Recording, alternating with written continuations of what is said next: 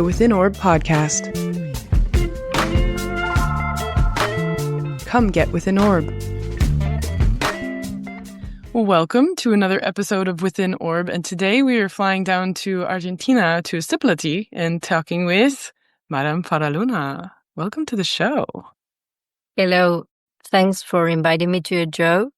Glad to have you here. I met you at the Isar Cafe Clutch, and I love your the way that you bring in questioning with astrology, sort of, let's really tear it into it, figure it out. What are we doing with this? How can we bridge the gap between astrology and academia? A mission that I've also been on. So it was really wonderful to meet you and feel like, oh, wow, like there are people like us around the world who are on this questioning of like, how can we reintegrate astrology into an academic context? So before we get into that, I'd love to know, like, where did you get started with astrology? What was your first astrology book? Marta Carreras, El Gran Libro del Horóscopo. Okay, so that's totally new to the English-speaking world, I think. If you don't speak Spanish, you've probably never heard of it. So tell me, what is this book like? Is it popular? Do people who just start learning it pick that one up if that's like where we start? Like, tell me everything about this book. No, it's not popular at all because really? she's not a popular astrologer. Okay. No, not at all. But his book is too huge. Looks like a Bible. It's very interesting because she, in a very creative way, makes so simple something related with orbs, planet functions, decans, how to calculate an ascendant, everything that for you and me it's like common sense, which is very interesting because it's not common sense.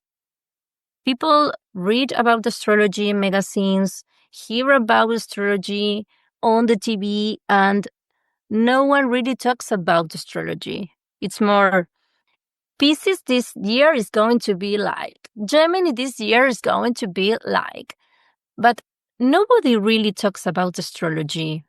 And I found it very interesting because she explains everything in a way that you can understand that and in the way that you want to try it. I was finding myself with my hand trying to calculate my ascendant and look in the orbs, and I really don't know anything about astrology yet. But it's very interesting. You should read it. Yeah, I'd love to see it. I wonder if I can make it out with the bare minimum Spanish that I have. Yeah, I love that you say, like, whatever it is in that text, the way she writes it makes you want to try it. I feel like that's a really beautiful thing, that it's like you might not know what's going on behind the horoscope for Gemini of this year or whatever that is, but she's breaking down the engine. She's saying, this is how it works. This is the mechanics, like, get in there, It's like you're starting to want to put your pieces together. Oh, that's the ascendant. Oh, that's Venus. Oh, that's house 2. Oh, that's it. And you started to make a huge thing. Mm-hmm. Very cool. All right. So if we're going to put you in a desert island somewhere far away and you can only take 3 astrology books with you, what would they be? Oh, my God. You put it very difficult to me. I know. Everybody has a hard time with this one. Found out. At first I thought it's going to be such an easy question and everyone's like, I hate you, Jen. No, because I'm pretty much sure that I answered this question everything. So okay, you're going to take it all, like breaking the rules. But I'm going to go by Jung, Carl Jung, The Law of Synchronicity. Mm-hmm. Probably Astrology for Dummies. You'd take that one with you on a deserted island? Yeah. Why? Because I love when people create smart and creative at the same time. That's why I love Javier Santolaya. He's from Madrid. He's a PG in physics. I love physics. I study physics. But he is very creative. He's not telling you an apple fall and then the gravity. No, he's very creative. And I love creative people. That's why Astrology for Dummies, it's a great book. Because it explains astrology in a very dummy way. Yeah. Okay. I love when someone can make something very difficult turn it very easy. And if you want to share the knowledge with someone and you share this book, it's easy for the person who doesn't know anything about the astrology that understand what the book says. And that's what I love about this book, that you don't have to be an astrologer for understand what the book says. Also, it's kind of humanistic, philosophic, the book. It makes some questions to makes me go in some perspective. I can left the human part away, as a therapist, I really can't. But I really think that it's amazing because it's like everyone who talks about astrology and ask questions about astrology start with something like, I don't know, why the positions are not the real ones in the sky? Why the astrologer says that the moon, and it goes like, oh my God, the art, dance, music are no science. Why is everything in the world must be fucking science? And why is that something that astrology can't be both? What is the fucking problem that astrology is science and art too? What is the problem with the world? And this book answers a lot of questions in a very human, kind, and lovely way. And that's why I would definitely go to desert with this book. And because it's short. Very cool. Yeah. And then going back to Jung, The Law of Synchronicity, unpack that one a little bit. What do you love about that book? It shows me a way to think relationships very different. Because Greene and Arroyo have kind of humanistic, psychological diagnosis way to talk about. It's like turning astrology into psychology. It's not very difficult to read, but it's interesting, but not difficult to read. It talks about aspect, orbs, and a lot of technicals, and I love it, but it's not talking about heart by heart. And Jung, he was very deep person, and I think his work was kind. This book in particular showed me the kindness in astrology, and he showed something very interesting about the relationship between the sun and the rising sign, the moon and the rising sun, Mars and Venus. And for me at the time, it was pretty much new because I was studying astrology, but I think I was on second year or something like that. We are not going to see synastry. Yeah. And Jung talks about it, and he make the research. He's not just talking. He make the research with married people, couple people, divorced people, and he put it on a paper. I just wish he had given us the chart data. I'm really Yes. when we bring up this example, it's like, but it's all good and wonderful, except can we please just cross-check what he found by having the charts, Yes. If someone out there listening knows that there's some secret stash of the chart data on that research, I would love to see it, but... Oh my God. So have you had an experience of synchronicity? I fell in love with it. I'm still working on it.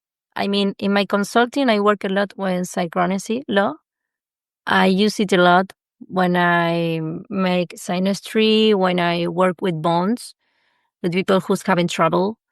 I really take into account, but I also work using the Vedic natal chart because I use something related with the nakshatras, something related with the compatibility in a soul way. So I do a kind of mix with them. But I really think that the work of Jung, it's very good. You can definitely work from them. I really love it. Awesome. Imagine stepping into a room of 5,000 astrology books, turning a corner and stepping into a room of 2,000 more. The Celestial Arts Education Library is every astrologer's dream, and it can be yours. I invite you to come support CAELi before you can visit physically. Your support will mean the creation of 52 new episodes of Within Orb next year, 4 issues of the CAELi Review, our inaugural journal, and countless book talks, events, classes for our community. Visit our website, www.caeli.institute/support, to select your level of care. Please help support CAELi into the future, our future, so that we may study the future together. Thank you for listening. Please enjoy the rest of the show.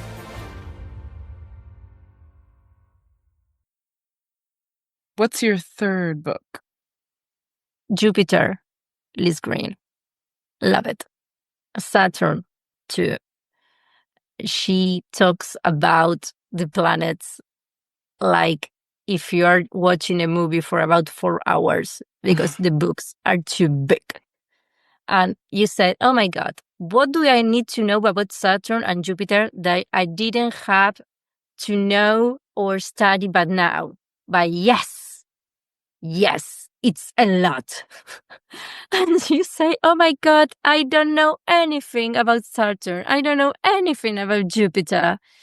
And it's very interesting because she find a way to mix mythos and fairy histories, and all the chart is related with the planets, and also put it into words related with the way that those planets are aspect or related in every one of our natal charts. It's very complete, so I highly recommend it because it's very complete. You are going to read in astrology in a simple book that Jupiter is the planet for you to expand, that Saturn is the god of the time. But in those books are psychological archetype functions, are spiritual functions, are stories that people need to tell, stories that people need to live from them. So I find it very poetic. Yeah, she's very good at weaving literary works back into her astrological works. It's like that experience of being in a graduate seminar in college or something, at a university. She says something like Jupiter, it's like a guru or a guia that doesn't want to be your guru, but he is. It's like when life is happening and you still asking, what would happen? What's going to go next? I find it very interesting. Like Jupiter is so quick, so vivid, so dynamic and good that you don't happen to see it, but it's your huge master in your path of what your soul really wants. And she says something really nice about Saturn as well, because she says like Saturn, it's like time, but it's like your mind is mixed in a very huge consciousness, like a lot of consciousness united as one. In a kind of materia, there is big and bigger and bigger and bigger that transcends all. I don't know if the word in English is transcendent. I think it's not, but it's like something that is bigger than all of us, that unites all of us, but also is bigger from the life itself. It's very interesting because it helps you to understand Saturno in another way. I mean, time like a construction, because you understand that time is something linear, and it's not. Time is not linear. You say past, present, future, but this is just a construction. The time is unpredictable. You can be in the past and the present and future at the same time, and in another universe as well, that quantum physics tells more about it. It's pretty amazing. I mean, when you really start to think about what is time and this almost like persistent fascination with time travel that people have, and this concept of literature takes us back and being published makes us immortal, so we outlive our death in story. But then also, like, if you're looking astronomically, time is literally the rotation of the Earth. So it's something bound to our experience on this planet, because right ascension is called right ascension because when you're at the equator and you're looking at the Earth moving to figure out what time it is, it's literally rising. It's like to the right. Yeah. And that's time. Yeah. And actually, if you stop a minute to think about it, when we do talk about the planets, we are putting in present the past, because the stars are miles and miles away from now, and most often dead. So, astronomically speaking, we are talking about the past in present. Yeah. That's weird too.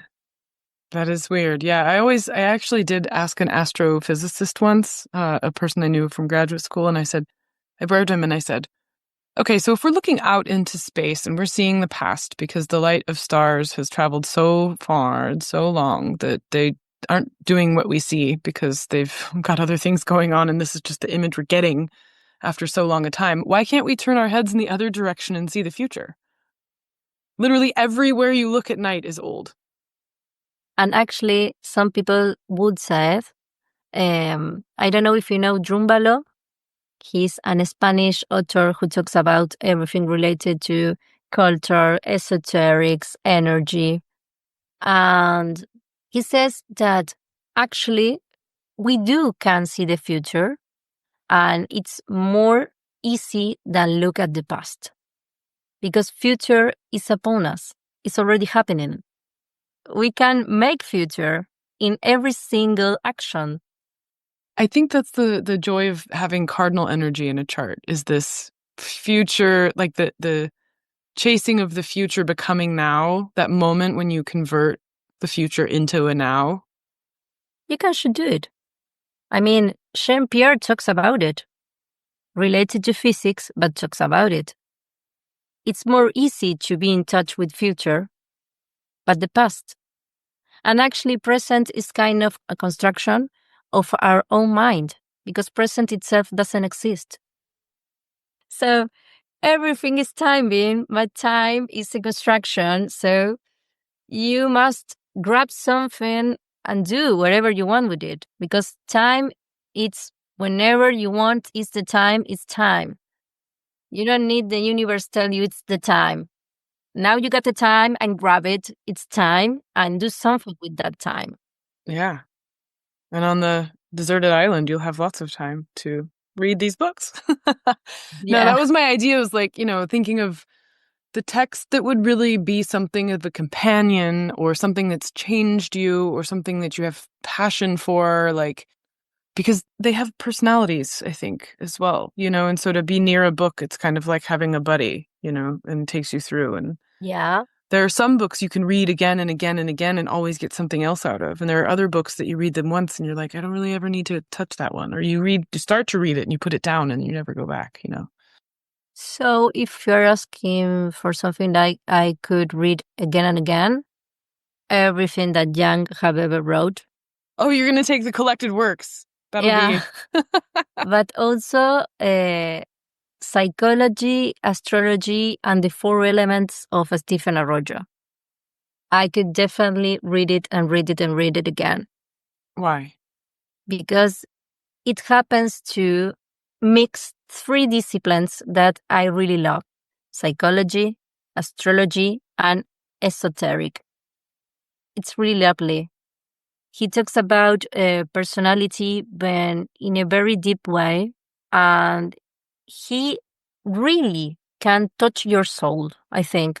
Because when I was reading his book, when he's talking about the elements and the way that elements work, and when he's talking about the kind of fire sign, the kind of water sign, and etc., he's not talking about like a manual. He's not saying like, oh, Leo is a very secure and dynamic person. No, he talks about it in aspects related with human experience. And what is life but a human experience? So I could definitely read it again and again, because every time I read it, I found something that I missed the first time I read. I love it. Yeah, that is definitely one of the books that comes in often here at the library. A lot of people love that one. If you were on that place for a whole year, you could work through all of the seasons through the elements as well, you know? Yeah. Because element is everything, Jen. Element is related in everything. In the Tao, in the Tarot, in Buddhism, in astrology. Philosophy. Yeah, philosophy. Mm-hmm. What is an astrology but elements? At the end of the day, we are in making an interpretation of decoding elements. So I find it's very huge to understand the elements in a very deep way. They are not just technicals, they are not just points in space, they are not just 30, 15, 10 grades, they are not just progression, they are things that have kind of a body, kind of soul, kind energy, kind of way. It's life itself. So I find it very interesting. I'm a very romantic person, so I love it. I love it. Yeah, no, it's thinking, about the qualities of elements and how, you can learn them. And then, like you said earlier, we have these things that seem like they're second nature. And it's like, wait a minute, let's revisit that again and start fresh, reread it with new eyes and fall back in love with it, yeah, and actually live it. Because when you do open to the experience of life, when something good happen, when something bad happen, you can really get in touch, like for real, with those elements. Because if you don't open yourself to the experience, you never would. You probably be on your primary energy. I mean, if I never up myself to astrology, I probably live all my life just like an Aries, fighting people. Well, isn't that the Socratic know thyself? So, you unpack your chart and you actually get further away from determinism in that you're able to see like, oh, I'm supposed to make that choice? No. I'm not going to fight this time because I don't want to make it seem like that's an accurate description. And then suddenly now you're not doing that. You've exercised free will, as they say. After I started to study astrology, my first touch with astrology, I was born again because I happened to be in touch with something related, but my soul and everyone's soul that never think that would be possible. And that's why I'm in love with it. And that's why I highly recommend people to study astrology. Because you are going to find something about yourself and the fucking universe that you are not going to find it any somewhere else. So speaking of that, you've naturally presented the third question straight here. When people do say, hey, I want to learn astrology, what books do you recommend? Tito Maciá's notes, Stephen Arroyo, the one that I have mentioned. I'll probably go again with the big book of the horoscope of Marta Carreras. I would probably go with Rudhyar, but I truly going to start with Marta Carreras because I definitely think that the book that I have been talking about, the big book of the horoscope, is very simple, creative, technical at the same time. For people to know that astrology is a very huge thing, must be studied and respect at itself. So I probably go by this book. Cool. All right. So what are you up to these days and where can people find you?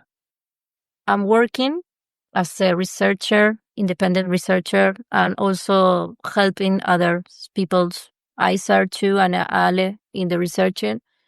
But I'm pretty much making consulting content on my media nets. About the consulting, I work with family issues. I work with astrogenealogics, and I make a bridge between East and West astrology as one. I decode the zodiac with sidereal too, and I make like a huge natal chart and work with it, but with the tree of the family. This discipline, it's related with time because no time when you are on it, and you work with families. Imagine that you have something unsolved about you. Maybe you always lose control when your kids say something to you. You always react in a way that you don't like and people don't like, and people tell you, Mom, why you're acting like that. But you go to your psychologist, and the psychologist says, there is nothing related with your behavior related with your childhood. So it's not from this life. It's older. So it's not yours. Doesn't belong to you. Doesn't belong to someone else.